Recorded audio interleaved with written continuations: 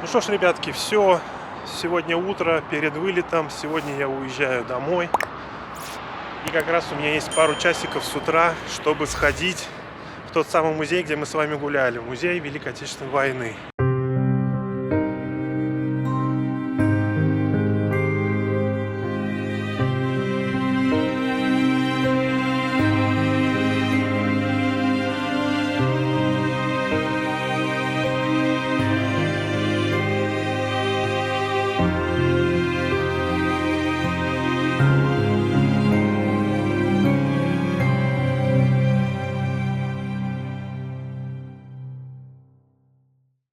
Сейчас быстренько добежим с вами.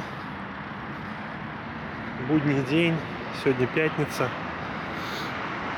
И я прям хочу попасть к 10 утра. Он открывается с 10 утра. Цена на момент моего прибытия сюда была 9 рублей белорусских. То есть это примерно 300 наших рублей. Собственно, как и в Москве такой музей. Новый корпус Музея истории Великой Отечественной войны открылся 2 июля 2014 года. Музей в Минске функционировал и раньше, правда находился в самом центре города, на Октябрьской площади. Открытие этого музея приурочили к 70-летию освобождения Беларуси от войск вермахта.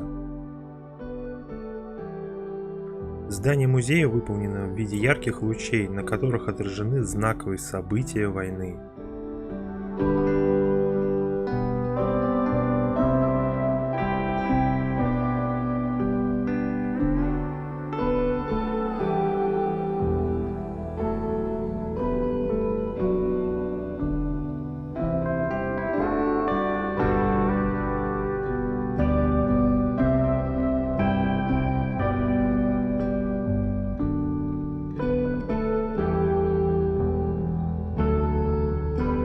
Зайдя в музей, мы попадаем в первый зал.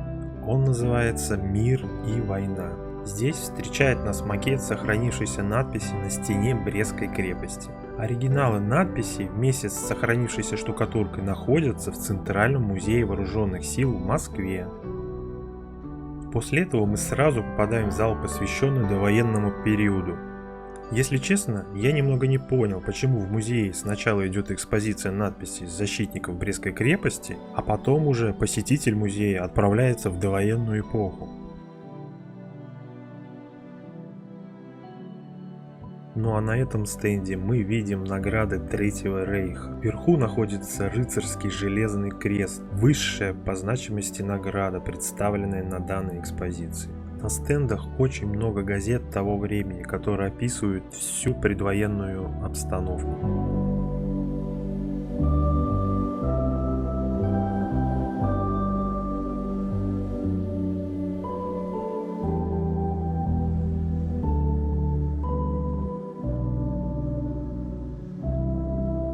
Двигаясь дальше, мы попадаем в самый большой зал музея, в третий зал под названием «Дорога войны». Здесь представлена вся боевая мощь нашей армии, различная техника, танки. Подняв голову, можно увидеть самолеты, как наши советские, так и немецкие.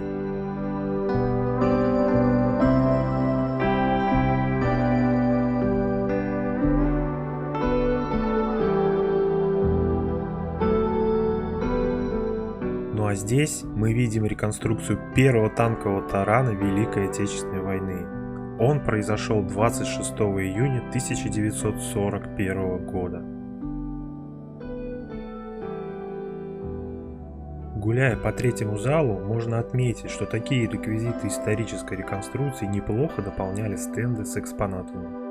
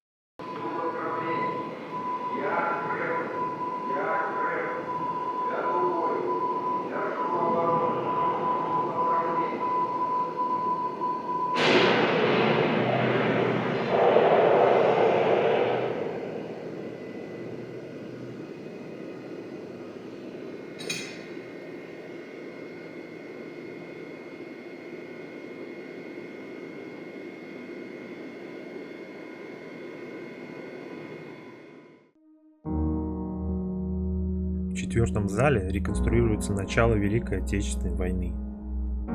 Во время оборонительных боев летом 41-го бойцы и командиры Красной Армии упорно сражались и, нанеся урон врагу, задержали его продвижение к Москве.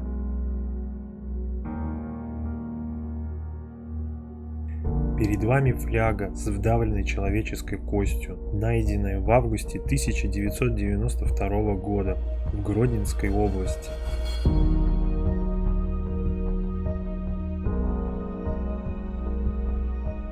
А этот экспонат меня зацепил за живое. Малюсенький кусочек хлеба, норма на день в блокадном Ленинграде.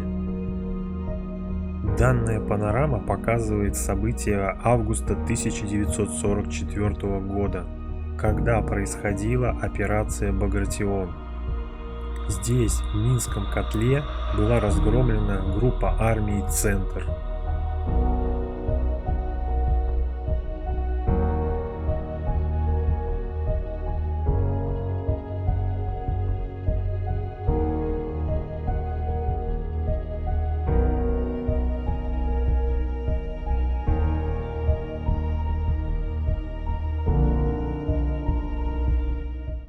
Да, друзья, музей очень интересный. Много очень таких вот экспозиций. Сделано все очень качественно. Кстати, натурально. Очень интересно смотреть. Я бы с удовольствием сюда дочку бы сводил.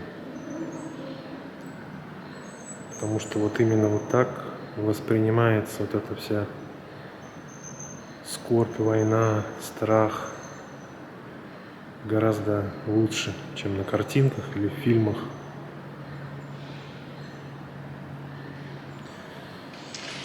С этим даже не поспоришь. Но у нас, к сожалению, в городе ничего такого подобного нет. Надо будет как-нибудь ее хотя бы в Москве свозить в такой музей.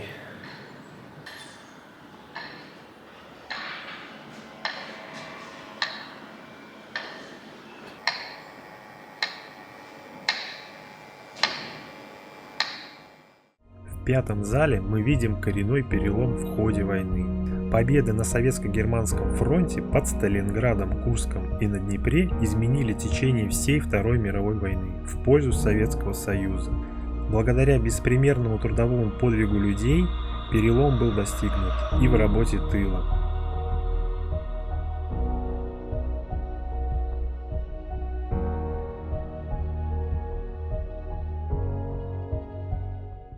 Продвигаемся дальше. Здесь мы с вами были. Сверху уже такие макетики самолетов висят. Музей очень крутой.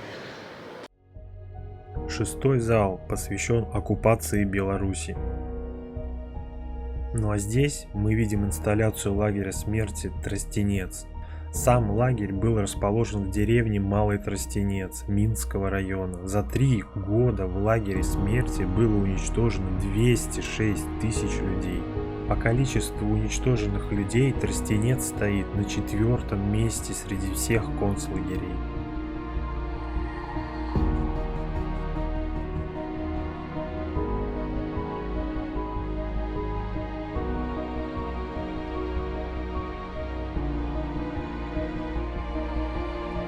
Седьмой зал посвящен партизанскому и подпольному движению. Здесь наглядно показано, как жили в лесу партизанские отряды. Это были мини-городки, где было все. Даже дети учились в своей школе. Здесь был свой полевой госпиталь и свой лечащий врач. И даже своя типография.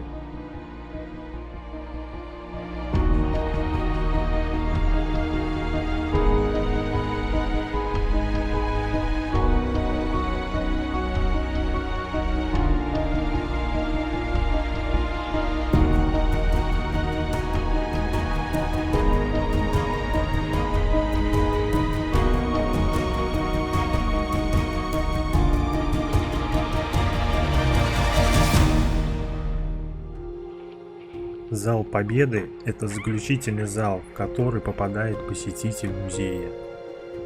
В зале представлена галерея фронтов, армий, частей и партизанских соединений, принявших участие в освобождении Беларуси от войск вермахта.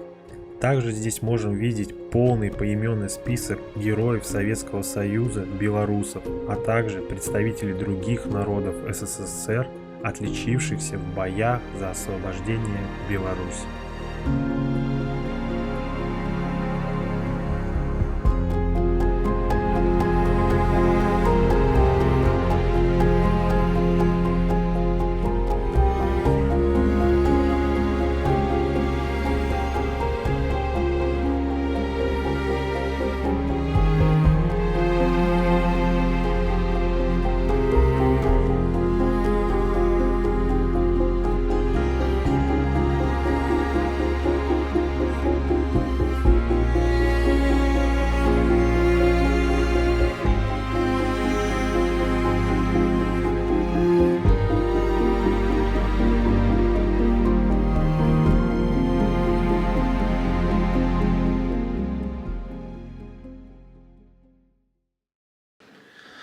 Ну что ж, друзья, на этом все.